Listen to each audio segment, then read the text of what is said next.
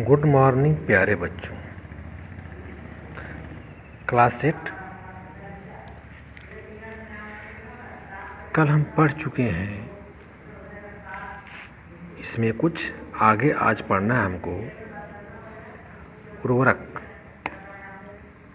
उर्वरकों के उपयोग से हानि, है ना। जब उर्वरक का उपयोग हम खेतों में करते हैं तो क्या हानि होती है, उसके विषय में हमको पढ़ना है आज। बात समझ में आई?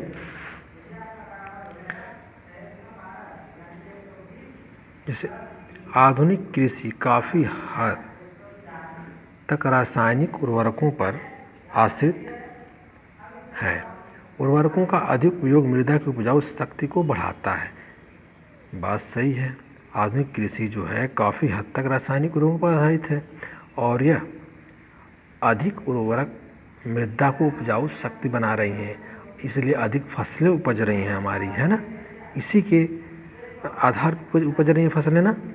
आप देखो, लेकिन सिंचाई और वर्षा के दौरान उर्वरक जब फसल से अलग हो जाते हैं, अब देखो मेन पॉइंट यहाँ पे है, कैसे नुकसान करता है उर्वरक।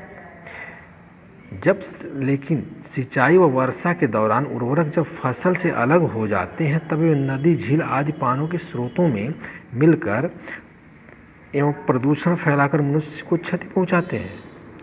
इसलिए उर्वरकों के अत्यधिक उपयोग से मृदा की उपजाऊ शक्ति नष्ट होने से बचाने व जल प्रदूषण रोकने के हमें उर्वरकों की जगह जैविक खाद का उपयोग करना चाहिए। देखो, जैसे जब हम अधिक उर्वरक का उपयोग खेतों में कर देते हैं तो जब हम पानी भराते हैं, पानी जैसे खेतों में सिंचाई करते हैं और वर्षा होती है, तो ये वर्षा की वजह से जो उर्वरक होते हैं फसल से अलग होकर बहकर नदी व झीलों, तालाबों में चले जाते हैं, जिससे वहाँ के जल क्या हो जाते हैं, प्रदूषित हो जाते हैं। वहाँ के जल प्रदूषित हो जाते हैं और हमारे मवेशी उसको पीते हैं और जैसे मनुष्यों के लिए वो क्षति पहुँचाने लगते हैं। इसलिए हमें उर्वरक अत्यधिक उपयोग से मृदा की उपजाऊ शक्ति को नष्ट होने से बचाने व जल प्रदूषण को रोकने के लिए हमें कई उपाय करने चाहिए। जैसे हमारा पहला है आपका, उर्वरकों की जगह जैविक खाद का उपयोग करना चाहिए। क्या करना चाहिए हमें? उर्वरकों की जगह जैविक खाद का उपयोग करना चाहिए। 2 फसलों के बीच खेत को खाली छोड़ दें। जैसे 2 फसलों के बीच हमें खेत को खाली भी छोड़ना चाहिए। जैसे तीसरा आपका है, फसल बदल कर बोएं। फसलों को हमें बदल कर बोना चाहिए। बात समझ में आई कि नहीं? अरे ना। अब देखो आगे आपका उर्वरक और खाद के बीच अंतर निम्नलिखित तालिका द्वारा स्पष्ट किया जा सकता है। जो उर्वरक और खाद के बीच जो अंतर है उसको इस तालिका के द्वारा स्पष्ट किया गया है कि क्या है ये। तो तालिका देखते हैं। पहली क्रम संख्या 1, प्रकृति। उर्वरक में दिया है आपका, उर्वरक एक अकार्बनिक लवण है और खाद में क्या दिया है, देखो खाद जो है, खाद प्राकृतिक पदार्थ है। ये जंतुओं के अपशिष्ट, मानव मल मूत्रों, सड़े गले पौधों से बनता है। बात समझ में आई?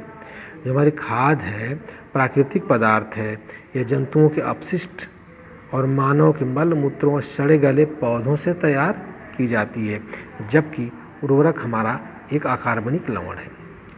दूसरा है तैयारी, है ना। कैसे तैयार की जाती हैं खादें, है ना। तो तैयारी में देखो, उर्वरक जो है कारखानों में तैयार किया जाता है। जो हमारा उर्वरक है वह किस में तैयार किया जाता है? कारखानों में बेटा तैयार किया जाता है, ठीक है ना। और इसके बाद देखो, खाद खेतों में तैयार किया जाता है। जो हमारी खाद है वह जो है खेतों में तैयार की जाती है, जबकि उर्वरक हमारा कारखानों में तैयार किया जाता है। तीसरा है ह्यूमस। उर्वरक मृदा को कोई ह्यूमस प्रदान नहीं करता। जो हमारा उर्वरक है मृदा को कोई ह्यूमस प्रदान नहीं करता, जबकि खाद जो है मृदा को पर्याप्त मात्रा में ह्यूमस प्रदान करती है। जो हमारी खाद है वह मिट्टी को हमारे पर्याप्त मात्रा में ह्यूमस प्रदान करती है। चौथा है पोषक तत्वों की मात्रा। चौथा क्या है आपका? पोषक तत्वों की मात्रा। पोषक तत्वों की मात्रा कितनी होती है, क्या होती है। देखो, उर्वरक पौधों को नाइट्रोजन, फास्फोरस और पोटेशियम जैसे कई महत्वपूर्ण पोषक तत्व प्रदान करता है। जो हमारा उर्वरक है बच्चों, वह जो है पौधों को नाइट्रोजन, फास्फोरस और पोटेशियम जैसे कई महत्वपूर्ण पोषक तत्व प्रदान करता है। अब खाद में देख लेते हैं क्या करता है। खाद जो है पौधों को पोषक तत्व अल्प मात्रा में प्रदान करता है। जो हमारी खाद है खेतों में तैयार की जाती है, वह जो है अल्प मात्रा में पोषक तत्व प्रदान करती है। जबकि रासायनिक जो खाद है वो क्या करती है, उर्वरक जो क्या करता है, वो अधिक मात्रा में पोषक तत्व प्रदान करता है। अब कीमत देख लें, किसी कीमत क्या है। कीमत में उर्वरक महंगा होता है बच्चों। सबको पता है कि उर्वरक जो हमारा होता है बहुत महंगा बिकता है, महंगा होता है।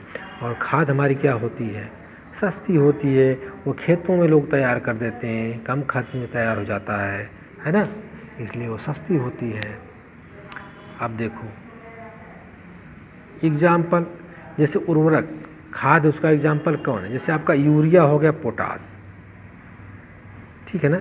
उर्वरक में आपका यूरिया पोटास हो गया। जो उर्वरक है उसको यूरिया बोलते हैं और पोटास बोलते हैं बच्चों, ठीक है। और जो हमारी खाद है उसको देखो सनहेम्प या सस्बानिया, बात समझ आई,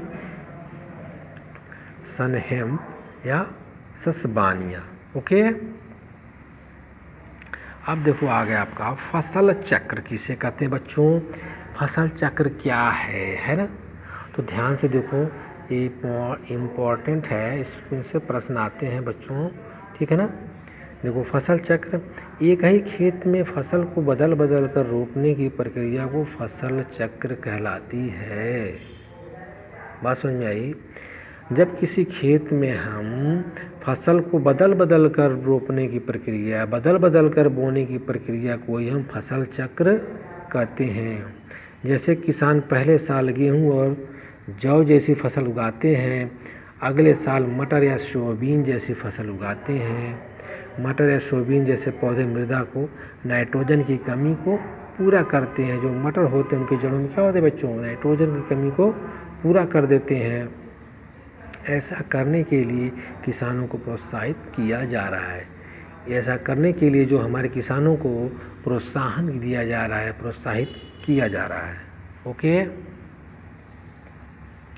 अब देखो आपका है मृदा के पोषक तत्व की पूर्ति का पुराना तरीका यह था कि खाली छोड़ दें, खेत को क्या करें, खाली छोड़ दिया जाता था।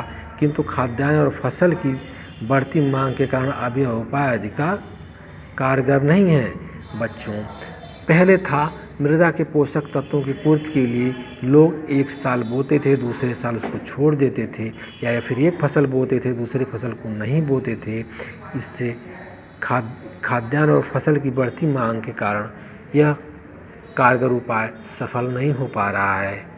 बात समझ में आ रही है। ऐसा करने से हमें जो है फसलों की कमी हो रही है, खाद्यान्नों की कमी हो जा रही है, राइट। अब इसके बाद बच्चों सिंचाई क्या है, सिंचाई है ना। सिंचाई संसार के कुछ भागों में फसलों के उगाने के लिए वर्षा बहुत कम होती है। जो होती है वर्षा बच्चों, संसार में कुछ भागों पे फसलों को उगाने के लिए कम होती है। अच्छी औसत वर्षा वाले स्थानों में भी फसलों को पर्याप्त मात्रा में जल की आपूर्ति नहीं हो पाती। ऐसे स्थानों में सिंचाई द्वारा फसलों की मात्रा को बढ़ाया जाता है। बच्चों, जब वर्षा अच्छे ढंग से नहीं होगी तो हमें सिंचाई करनी पड़ेगी। अगर सिंचाई नहीं करेंगे तो हमारी फसल की पैदावार जो कम होगी, अच्छी नहीं होगी। इसलिए हमें फसलों की सिंचाई की मात्रा बढ़ानी पड़ती है और उसे कृत्रिम माध्यम से करना पड़ता है। सिंचाई के लिए आवश्यक जल नदियों, झीलों, तालाबों, कुओं, ट्यूबवेलों आदि माध्यमों से प्राप्त होता है। जो हमारे सिंचाई के लिए आवश्यक तंत्र हैं, जैसे जल की नदियाँ हो गई, झीलों हो गए, तालाबों हो गए, कुओं, ट्यूबवेलों आदि माध्यमों से प्राप्त होता है। लंबी नहर बनाकर या इलेक्ट्रिक या डीजल के पंप की सहायता से पानी खेतों तक पहुंचाया जाता है, जिससे खेतों की सिंचाई हो जाती है और हमारी फसल अच्छी होती है। सिंचाई की अवधि और मात्रा, फसल के प्रकार, मृदा की किस्म और ऋतु पर निर्भर करती है। जो फसल होती है वह मृदा के किस्म और ऋतु पर निर्भर करती है। उदाहरण स्वरूप चावल की फसल खड़े पानी में बोई जाती है, क्योंकि हमें लगातार जल की आवश्यकता होती है। धान की फसल जो होती है हमारी, चावल की फसल, उसको पानी में ही रोपा जाता है, क्योंकि इसे लगातार जल की आवश्यकता होती है। गेहूं को जल की आवश्यकता इसके विकास की विभिन्न अवस्थाओं पर पड़ती है, लेकिन गेहूं के लिए जल की आवश्यकता कम होती है। गेहूं की छोटी शाखा निकलने पर या फूल निकलने पर या फिर बाद में अनाज बनने पर होती है। चूँकि चावल गेहूं दो महत्वपूर्ण फसलें हैं हमारे देश के किसानों के लिए। सबको पता है, आपको भी पता है कि चावल गेहूं हमारे लिए दो फसल महत्वपूर्ण होती हैं। इनकी सिंचाई की सुविधा का होना बहुत ही महत्वपूर्ण है। भारत में केवल 1/3 भूमि को सिंचाई की सुविधा प्राप्त है, शेष वर्षा पर निर्भर है। सिंचाई वाले खेतों में जल निकासी की भी पर्याप्त सुविधा होनी चाहिए। जो सिंचाई वाले खेत होते हैं उनमें जो जल की निकासी की सुविधा जो है पर्याप्त मात्रा में होनी चाहिए, अन्यथा पानी जमाव हो सकता है। पानी का अधिक जमाव वायु की मात्रा को रोक लेता है और मृदा में लवणीय कणों को भी बढ़ा देता है। जब पानी अधिक मात्रा में खेतों में लग जाएंगे तो जो खेत होता है वो उसकी जो जमाव के कारण वायु जो है उसके अंदर नहीं जा पाती है और मृदा क्या होती है, लवणीय कणों को भी बढ़ा देती है। राइट। अब बच्चों हैं सिंचाई की विधियाँ कैसे कैसे सिंचाई होती है, किस विधि के द्वारा होती है। तो क आपका है परंपरागत विधि। परंपरागत विधि क्या है इसको देख लेते हैं। मनुष्यों और पशुओं द्वारा चालित पानी निकालने की विधियों को देश के कई भागों में हजारों सालों से प्रयोग होता रहा है। सिंचाई के लिए जल कुओं, नदियों, नहरों, ट्यूबवेलों आदि तालाबों के प्राप्त होता है।